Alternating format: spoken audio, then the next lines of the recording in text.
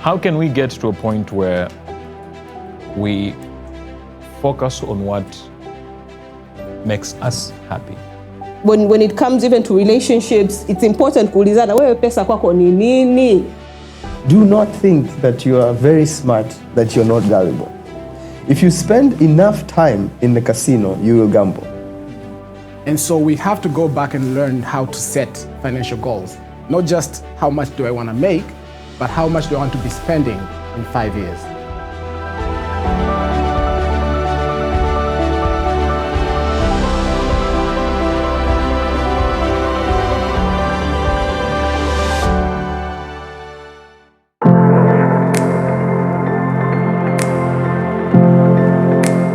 Now, I don't want to preempt you in the discussion, but I welcome you all for this discussion. I believe it will be a very good discussion. I hope that the audience will get, our host, the audience will get enough time to share their thoughts about this. So welcome to Uongozi Institute again. Thank you very much. Welcome everyone to Uongozi Leadership Resource Center. I'm sure for some of you, I see familiar faces, people who usually come to these events that we have. And for those of you who are here for the first time, you're in good company. I particularly love today's topic of conversation for many reasons. But I think one that I will share, there is a song that's, I think it's about 30 years old, by a group called Wu-Tang Clan. Some of you might know the group. And it's probably one of their most popular songs. And in the song, there's a line that says, "Cash rules everything around me." And it's a song that resonated with a lot of people in the world. Money rules everything around me. But I think that particular statement has never been truer than it is today, where cash is king, where money is ruling the world. And that's why actually if you study any society or any culture or language, they have number of words to speak about money. Cream, cheddar, cash. If you come into Swahili, it's even worse. Pesa, mpunga, mkwanja, kibunda, mavumba, and the list goes on and on and on, right? Because it's something that is so relevant to our daily life. It's something that is a necessity to some degree. And I think in the world today, when you talk about mental well-being and mental health, if your financial health is poor, it is very hard to have mental health, right? So many aspects of our lives are affected by money, right? And that's why we're here. But I think when we talk about money, most people, when you start talking about investment or we're talking about the psychology of money, the majority of people are quick to say, where can I invest my money? But I think that's a secondary question. The primary question is to really understand the psychology of money. How does money behave? Because money has its own behavior, right? And how do we behave? And how can we find a point of alignment? That is more important than knowing where to invest. Because how many of us here have started, I'll start saving. But you start saving January, February, as soon as you get to March, and suddenly you hear about something that's happening, unavunja kibubu, you start all over again, right? Which means you knew the right thing to do, but the discipline that was mentioned earlier. So, and a big part of discipline is psychology, is the mindset, it's understanding, right? And so a big part of our discussion today would be based on that, to make sure that when we start developing these habits, we have all the right mental tools to make sure that we persevere, that we are consistent, that we actually live to see ourselves reach that state of financial independence. And so to have this discussion, the discussion will be centered around this book called The Psychology of Money. If you have not read this book, I highly encourage you because what has been spoken in here is timeless. And although the book is written in America, the concepts are universal.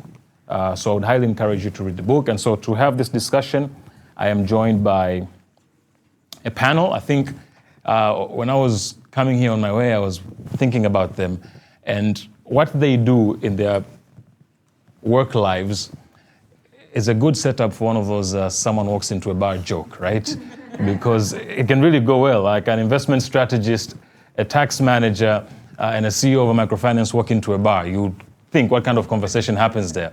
But the conversation that will happen here today will be about the psychology of money and how can we all develop the right tools to make sure that we develop the right habits, right? And so to have this conversation, I am joined by Mwasha, who is a personal finance coach, which means if you need to go from where you are to the next level in your financial life, she is the person you want to talk to. But she's also an investment strategist, which means she knows exactly where money needs to go. And then we have Samuel Ndandala, who is also a personal finance coach as well. But at the same time, he's a tax manager at Deloitte, which means if you don't want any problems with TRA and if you want to contribute towards the development of this country, he's the kind of person to talk to. And then we have Chris Rwechungura, who is the CEO of Fin Tanzania, which is a microfinance organization. So they help people access certain needs that they have through financing. So again, if you need help financially over certain things, you might want to start that conversation with him as well. So I like the diverse backgrounds because it means we'll have a more robust conversation from different points of views. So my first question to our panel is, if you read this book, the first chapter of the book, the first chapters, he spends a bit of time talking about our personal orientation around money. Meaning that how come two people who maybe are from the same family or maybe the same culture can have two separate behaviors around money?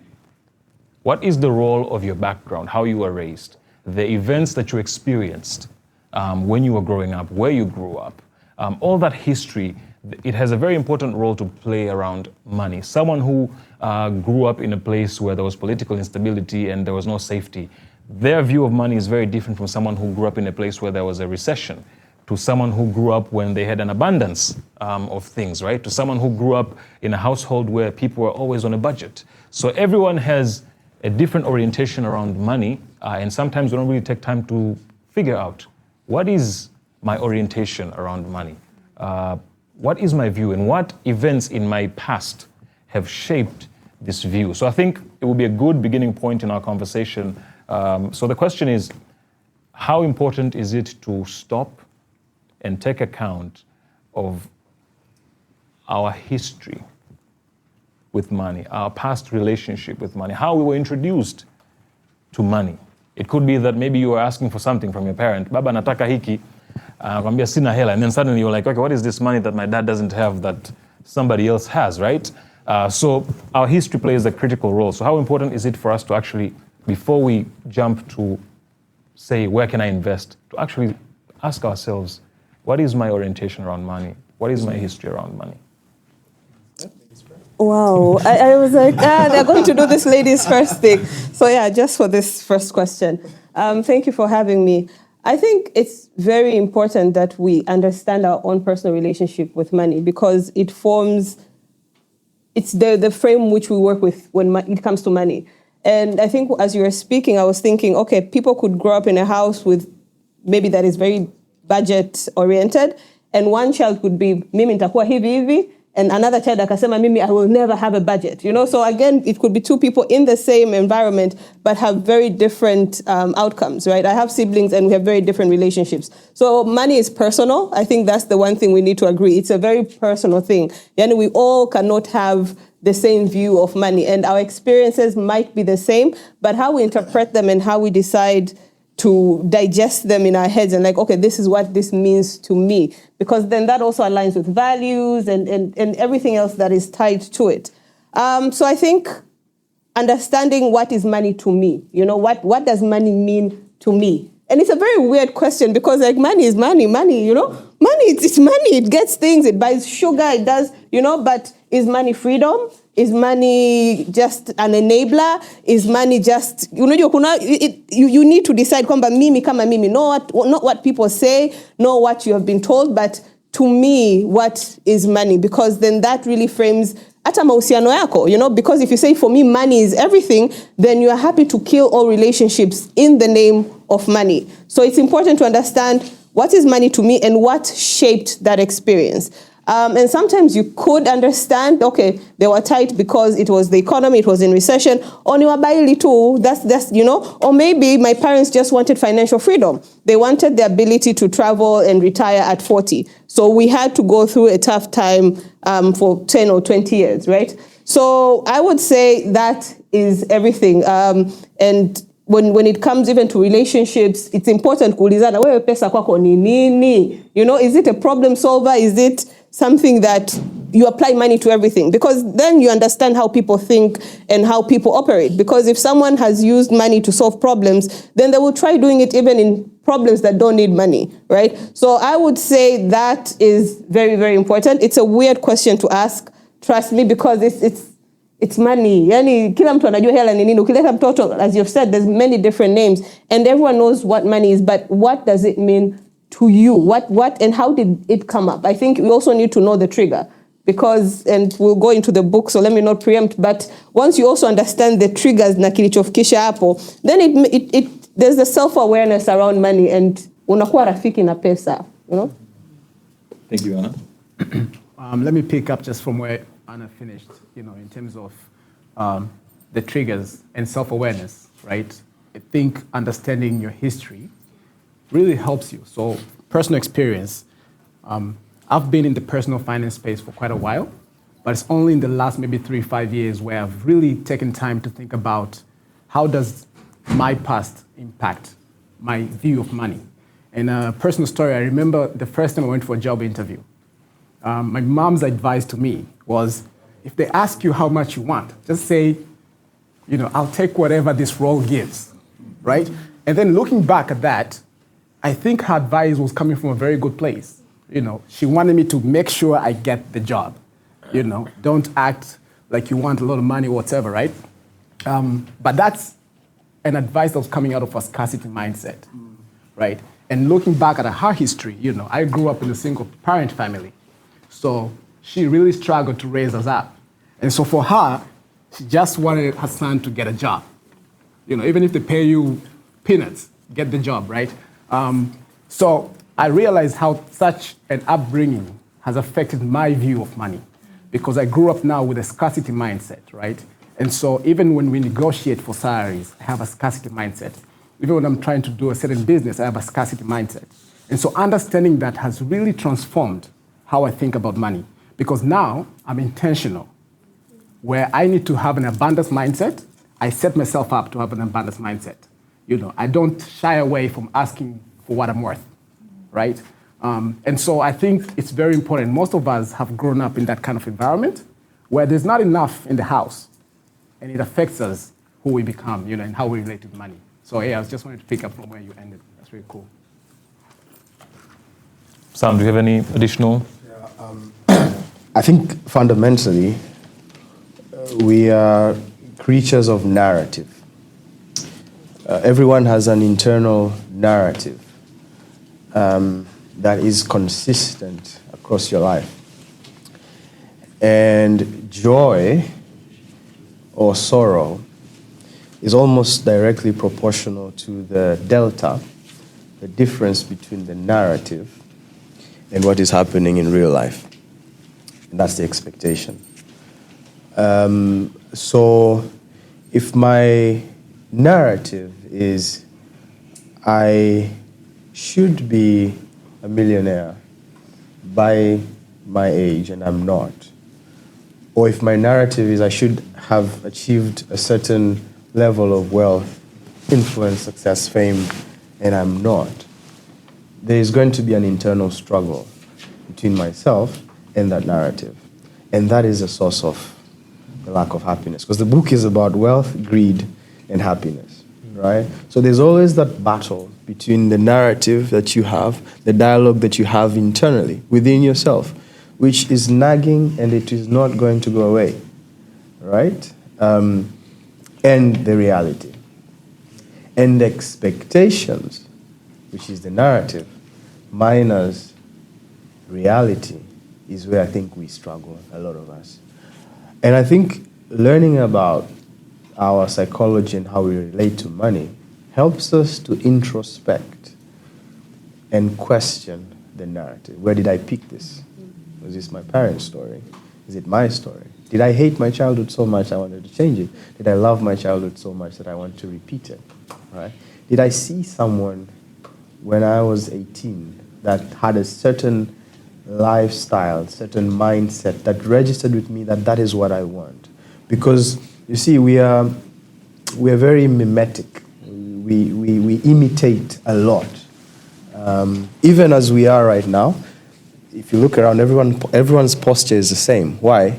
Because as humans, we want to generally fit in the situations that we are, and because we're mimetic, we copy even narratives, and therefore we may pursue, sometimes to our own detriment, aspirations that are not necessarily intrinsically ours, but imposed upon us. So the reason I think psychology is really important, especially when it comes to leaders, is to come up and say, look, this is my narrative. Why do I really want this? Is it making me happy? Is it progressing any agenda in my life? Or am I doing it because I want validation? Part of the reason we are imitative is that validation is really important. You know, I'm not saying that we stopped seeking validation. We all want to be loved, admired, and desired. That's a fundamental human need. We want that, we crave that, perhaps more than anything else, right? So everything else we accumulate and strive and go for is an attempt really to fit and to get a little bit of prestige. And I think from time to time it's important to get back to that narrative and ask yourself, is it my narrative? Should I change my narrative? Should I adjust my narrative? Do I need it? Is it enough? Do I need more? And the more you introspect as a leader, the better it is for your psychology and it's better for the people you lead. Thank you guys for sharing that. Actually, when you were speaking, I think I remembered the Swahili phrase that says, pesa ni sabuni ya roho, which is funny because it means if you don't have money, your spirit is dirty. By that type of thinking, right? So, and of course, you mentioned there you want to be validated and loved, and I think if you are anywhere online in Tanzania, including WhatsApp, you know that every other day there is a meme around, without money there is no love, right? So money is a very personal subject for us. But I think specifically in the book there's this concept where they say, which I think is credited to Scott Galloway, that says nothing is as good as it seems and nothing is as bad as it seems. Which means if something is too good to be true, maybe it is, right? And nothing is as bad as it seems. And I think I particularly love that because it's a backdrop that shows how sometimes people fall trap into Ponzi schemes, fraudulent investment schemes. And I think we're in a country where we have all witnessed that happen, where something would rise up, people would run to put their money in, and then a few months later, the whole thing has collapsed, right? And you would think we would all learn. And collectively, we all agreed that this is too good to be true. But then something would happen and it would be the same thing. So I think, one, because we're talking about narratives, and I think is there a societal narrative that we have such that we fall prey to these, false schemes? And what can we do to overcome? Because I think sometimes we tend to think of ourselves as optimists. I'm just an optimist, There's a potential for high returns, so I'm putting my money down, right? But actually, it's maybe not optimism. Maybe we're just gullible as people. So how do we overcome this gullibility, so to speak, to be so quick to invest, especially to things that are too good to be true? How can we develop a more objective view of money, especially when it comes to investment, so that we don't hear these stories every so often? We're out of ladies first, huh? Yeah, we're out of ladies first. Okay, so on gullibility, I was speaking to someone who heads an insurance company in East Africa, and we're talking about stealing. And what are the triggers for stealing? And he said, look, Sam, you can bucket people, the propensity to be fraudulent. You can bucket people into three. There are people who are born thieves, right? And his estimation is that it's 20%. 20% of the people, they do not need inducement. It's almost their makeup, to want to steal. And then it says 20% of the people are saints. They will never steal, right? 60% of the people, it depends, right? So if I drop my wallet here, 20%. Sorry, if I drop my wallet here, 20% of the people want to steal it. 20% of the people don't want to steal it. 60% of the people, it depends with the circumstance. This is all of us left, and nobody was looking, and maybe they have a songesha deni. Maybe they will steal. But if everything is fine, maybe we won't. I'm saying this to make a point that do not think that you are very smart, that you're not gullible. If you spend enough time in the casino, you will gamble, right? Because the thing is, have you been to those places where watu wanacheza kamari? Of course, you start. You're smart. You know this guy is fooling everybody. But then you keep saying, it's okay, I think I can figure it out. I think I've figured this game, right? And then you play, right? So the issue is, and I'm always conscious of this. I used to think I was very smart, by the way, right? Back in the days. But now I'm realizing that we're all, when we're in church, we are saints. When we're in the club, we're not. So we are circumstantial. Most of us are most of us are in the 60% range. And the thing you have to do is manage yourself depending on the situations. All right? This is why I know this is a book that is very American-centric, but Warren Buffett says things like that there are places I will not put myself into. I won't talk to a Ponzi scheme guy. Ukinisikia, mi siwezi kuongea na Mr. Kuku, kwa mfano, right? Because for me, I know that with time, the likelihood of me convincing the fraudster, I'm not saying he's a fraudster, I'm just saying I don't do it. The likelihood of me convincing the fraudster is much less than him converting me. So I think we all need a bit of intellectual humility to say, a lot of times the schemes will change, but the trick is the same. And the trick is incredibly high returns, incredibly low risk, incredibly short periods of time. And everybody knows it's unnatural, but you will hear it. This and that.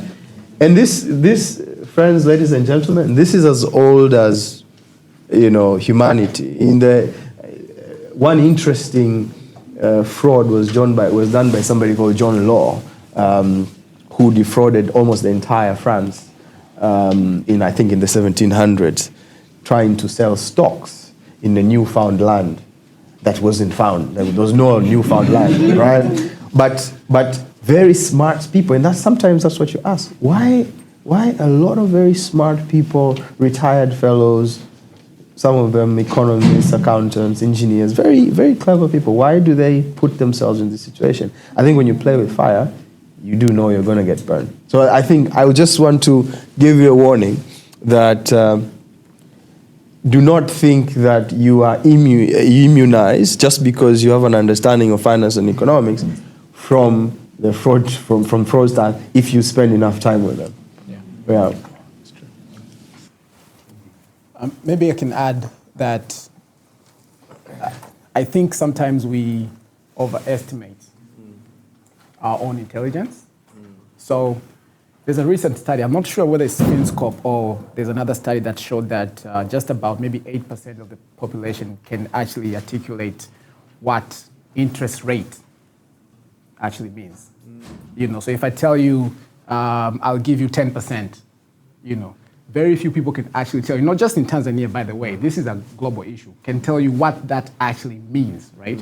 So the idea of even too good to be true, for someone who's already in maybe a finance setting, may be able to figure out 40% in 6 months doesn't make sense. But a lot of people actually have absolutely no clue what 40% means, right? And so you have to understand as well, there's people who are running Ponzi schemes. One, they're very intelligent, extremely intelligent. They will prey on vulnerable relationships. So usually Ponzi schemes will start with close friends. So trust is a big issue with Ponzi schemes, right? You know, so if I start a Ponzi scheme and come to you, Ben, who's my friend, and then you will trust me because you're my friend, not because the scheme makes sense. And then you'll go and tell your wife, and your wife will tell her best friend or the best friend. Before you know, it's grown, right?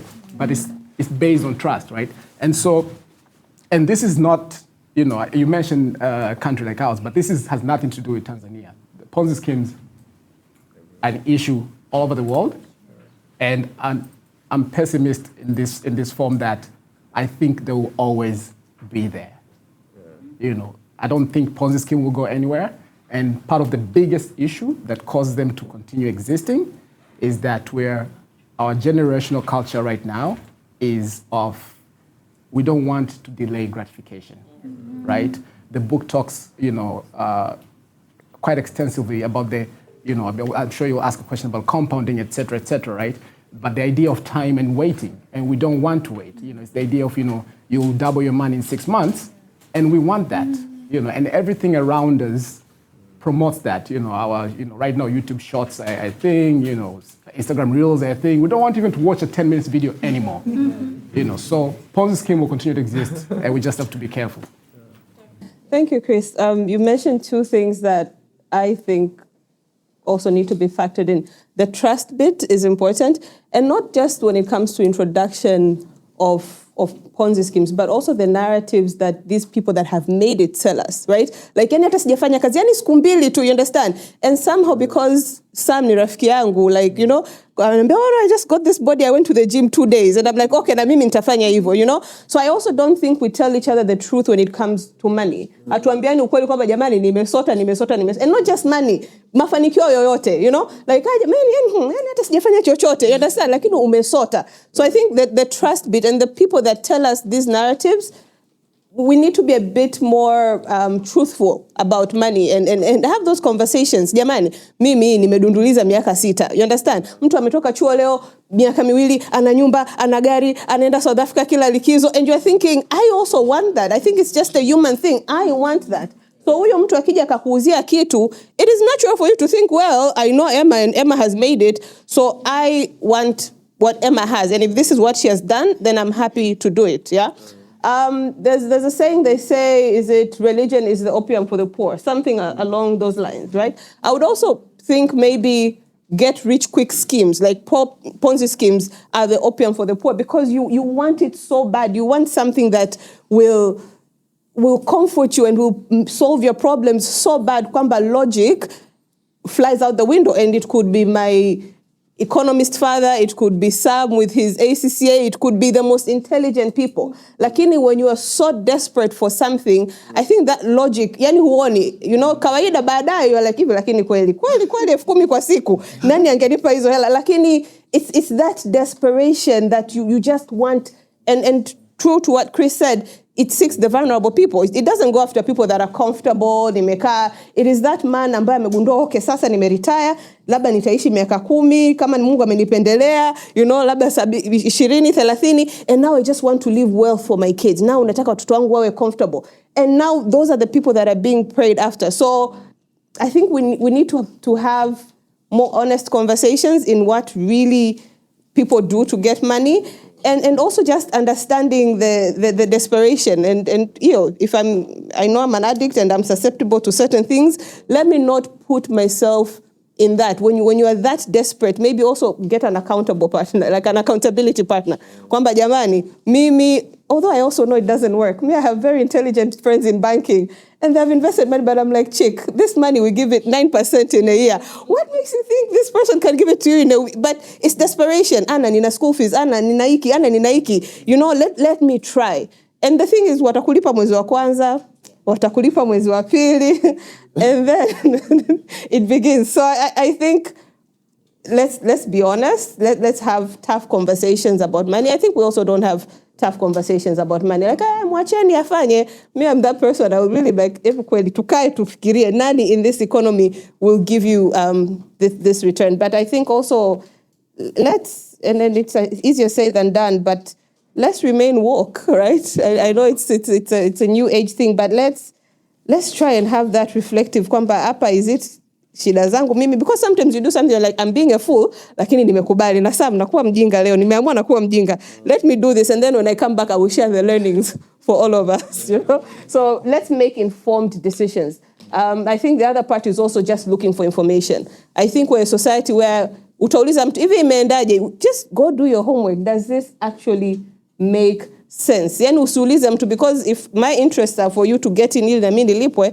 then I will tell you the thing that you need to hear. But do a bit of research. Ask someone. Call Anna and say, Anna, kuna hii fursa imekuja, hii hapa imekuja hivi. Does it actually make sense? Mimi sielewi interest rate. Embu break it down for me in shilingi. What does this mean? And then let's sit and talk about it.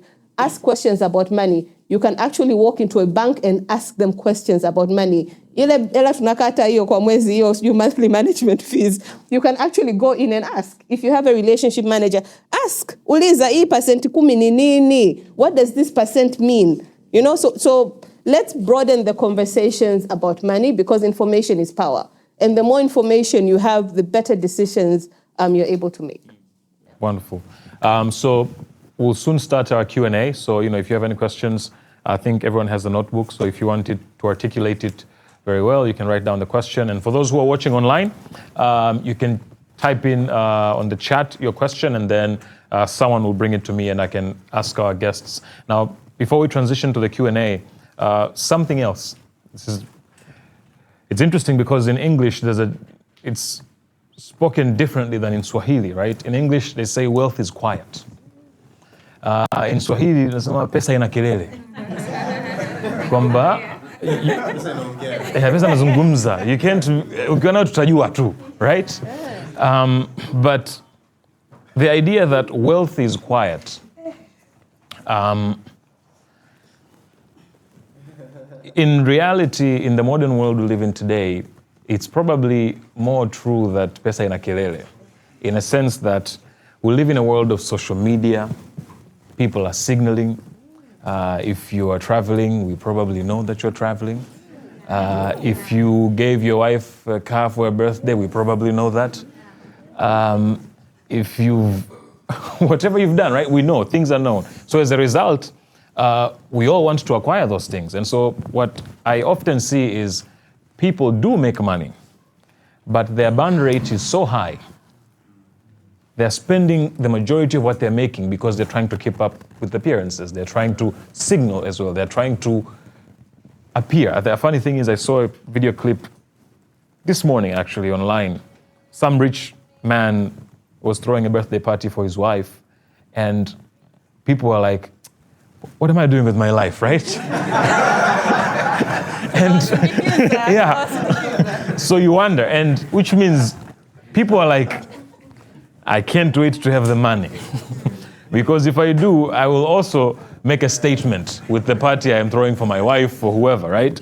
So how can we get to a point where we focus on what makes us happy, on what is meaningful to us personally, on what makes sense to our families, instead of being so driven by, again, this affirmation and things from outside? Because usually you will get the money, but then you'll probably spend it all. Because now you have to go to Dubai. You probably have to buy a new car. You probably have to get iPhone 13. Or, 15. I don't even know where we are now, right? 15. You probably have to do all of those things, which means you're making money, but you're not reaching that state of financial independence because your burn rate is so high, right? And people who are wealthy are people who make more, save more, and invest more than they actually spend. And so as a society today, how can we get to a point where collectively we can say, pesa jamani ina ukimya? How can we move away from this idea that money is loud? I almost am nostalgic for phase in this country where I wasn't born, where the exhibition of one's personal wealth was frowned upon. I think we can't solve that problem. And I've given up. But I think I have a coping mechanism. And here's why. You know, Ben, we are not happy because of what we have.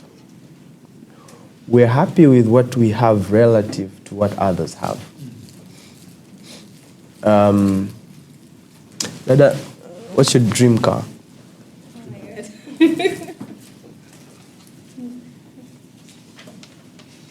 Okay, I don't have. You don't have a dream car.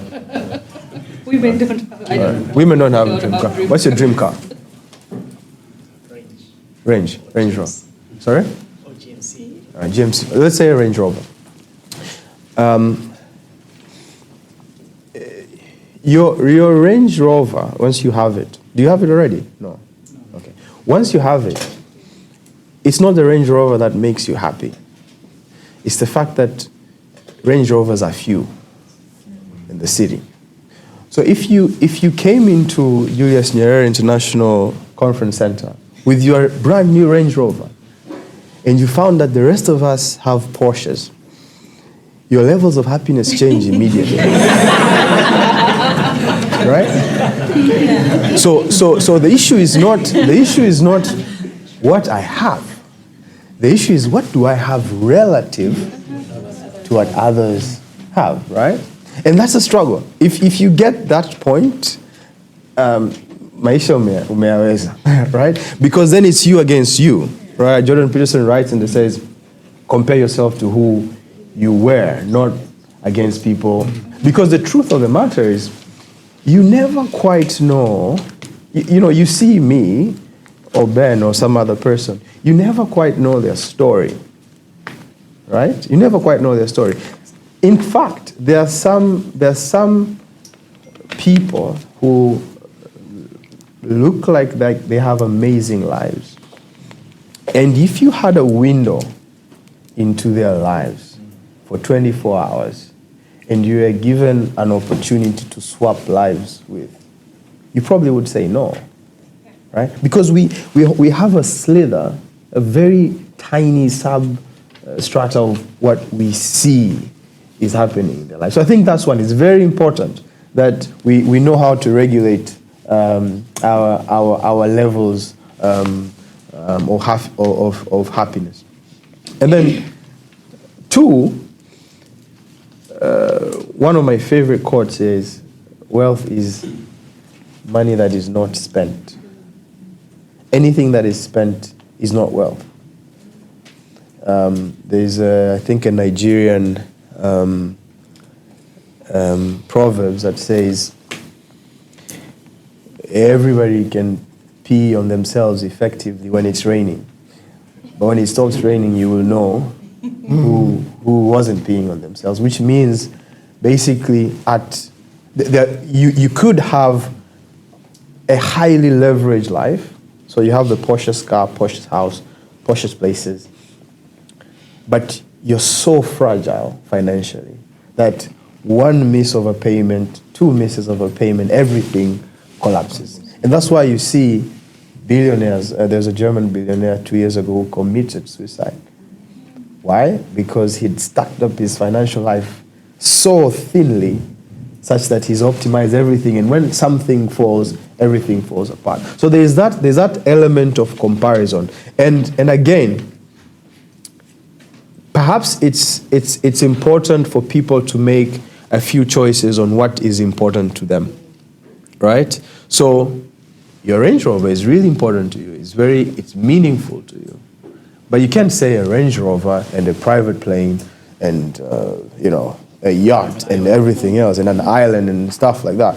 Because Paula Pant writes a book and she says, you can afford anything, but not everything, right? So if you learn how to prioritize and you compete you against you, knowing your reality, then you can pat yourself at the back and say, I think I did well. I don't have a Range Rover.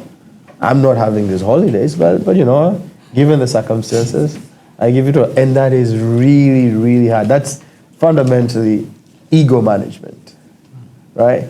You and your ego, expectation, reality versus the rest of us. And then the last thing I would say there is,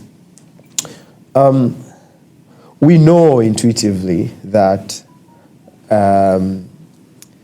we ought to be living way, way below our means. We know that. Everyone knows it. It's not a secret. And part of the challenge is that finance is really not about numbers, eh? Because if it was about numbers, some of us would be billionaires. But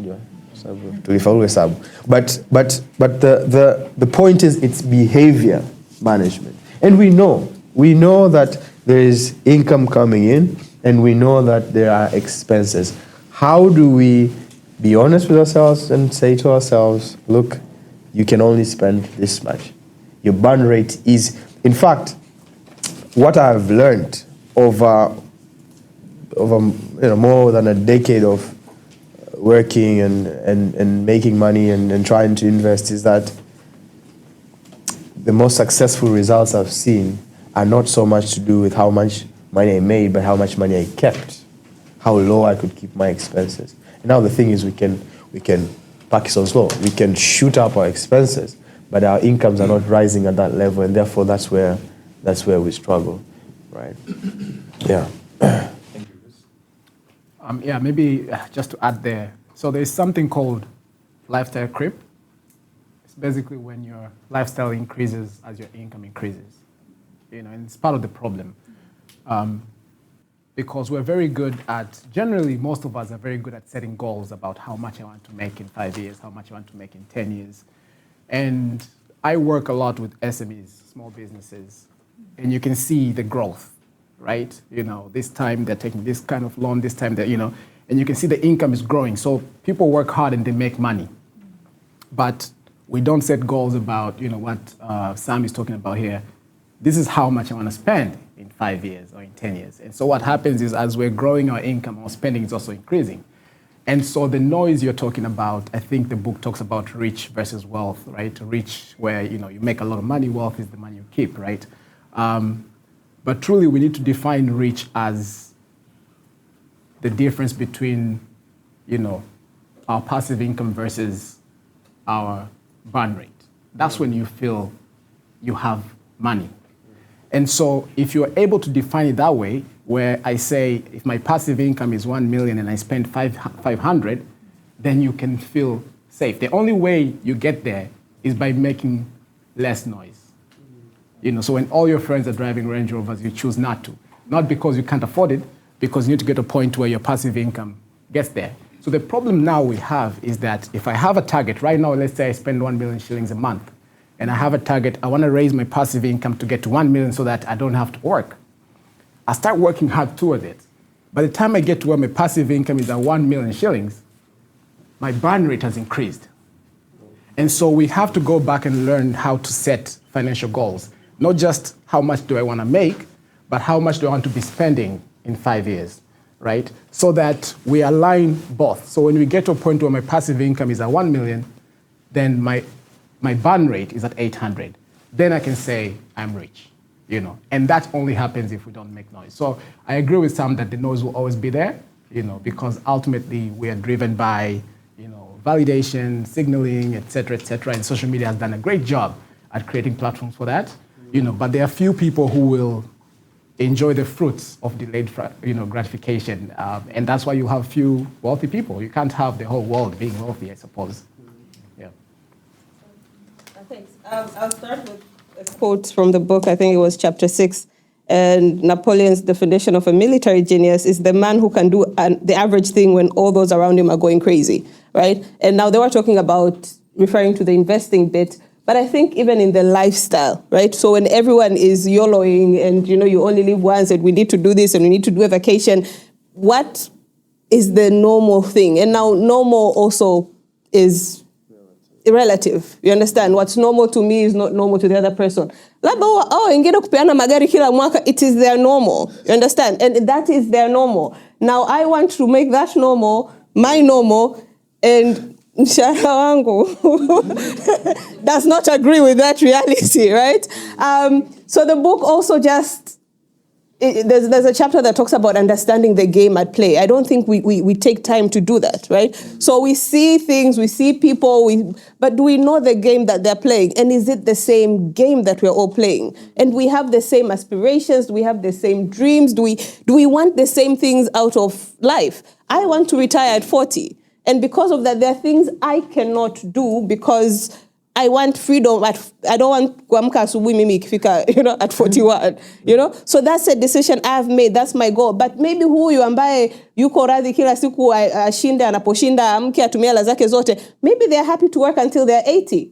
So for me now to start living my life kama yeye wakati malengo yangu ni tofauti, I think that's where the problem starts, right? So we go back again to understanding your why. And it's that relationship with money, Wengine yani watajuaje, walisema sifiki, nimefika, walisema, you understand? Yes, and that validation, hapa ni wapi, Walimu wa math hapa ni wapi? That's a thing, it is true. Walisema sitofika, walisema sitopanda business class, So yes, I will spend an extra $2,000 nikae business class, ni post Instagram ili mnione mlisemaje, you understand? So I think it's the why, and the more you are reflective, the more. There are days I want to post something and I'm like, lakini namuonesha nani? You understand? Like, who am I showing? Who is this for?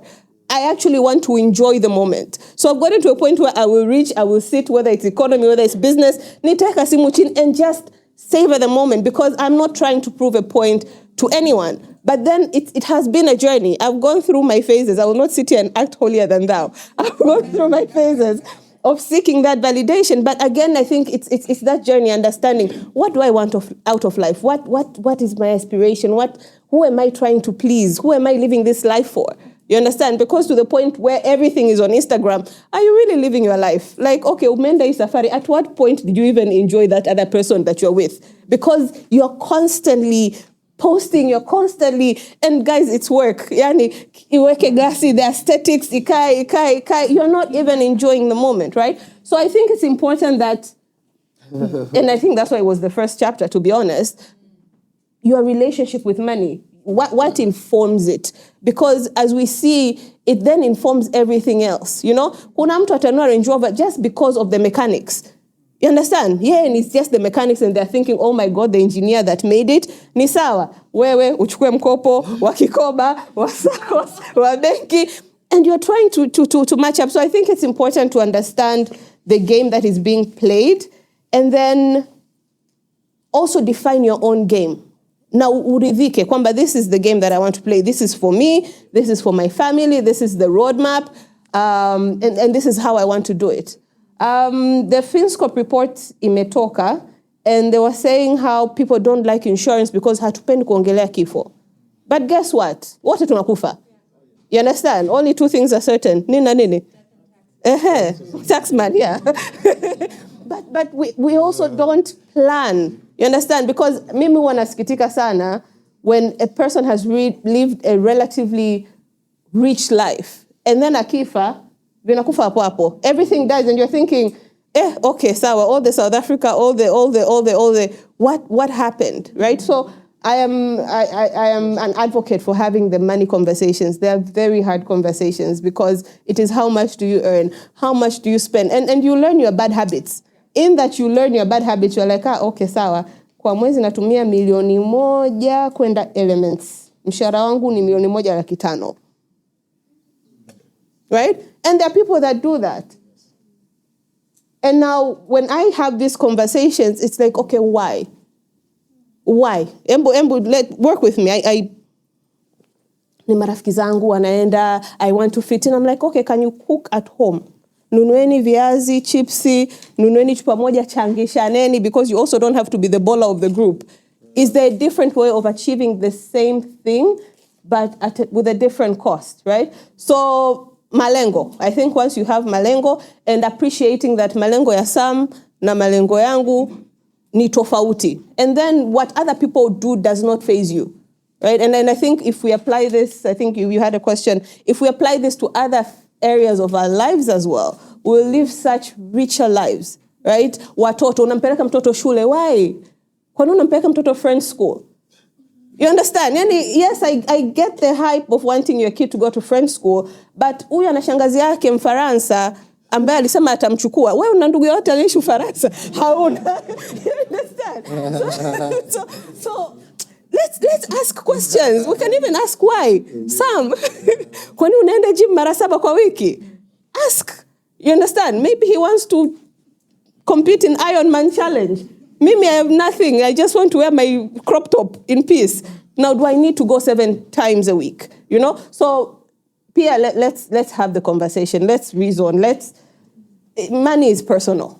It's as personal as everything else, and it might not make sense to other people, right? So, it might not make sense that mwingine anachukua mkopo kununua gari, mwingine anachukua mkopo kwenda shule. But understand your why and own it and sleep at night na amani yako kabisa, knowing kwamba this is why I'm doing this. You know what's frustrating, Ben? You know what's frustrating about comparison and trying? Is that at the end of the day, no one is even watching. Because, look, no one will be interested in your life as you are. Like, so at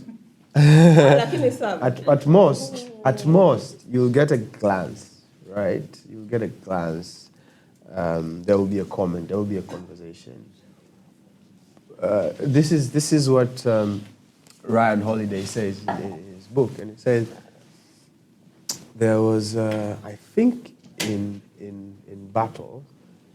I may get this. I may murder this story, but there was a battle in France in the Napoleonic times, and the general came back and he was describing the war. And he spent hours talking about, how it was, how difficult it was, the skills involved. Felt like it was a story, And the king said, okay, so we won. Said, yeah, we won, but I want you to understand the process, because what we want people to have an insight into is how much I've made it.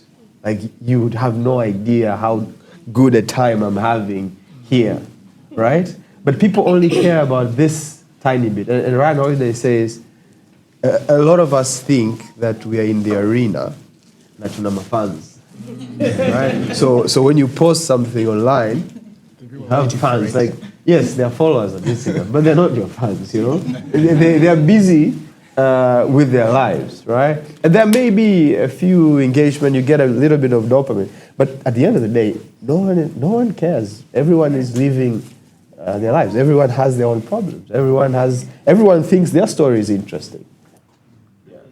Thank you for sharing. I beg to differ, but people care, especially in Tanzania. They care.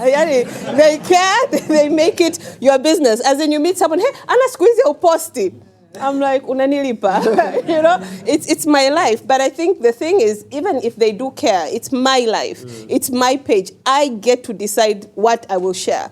Right? So if you do not like it, kindly move on to the next person. And I think that's the thing. Even if there's someone ambayo yani kila dakika mbili anaangalia page yako, which, Mange has made a whole business out of people caring other people's business. So I think especially hapa kwetu, other people's businesses are so juicy, right? And there's that pressure to just have the right aesthetics. So even in them caring, there's nothing we can do about that, let them care. But I think we can control the things that we do.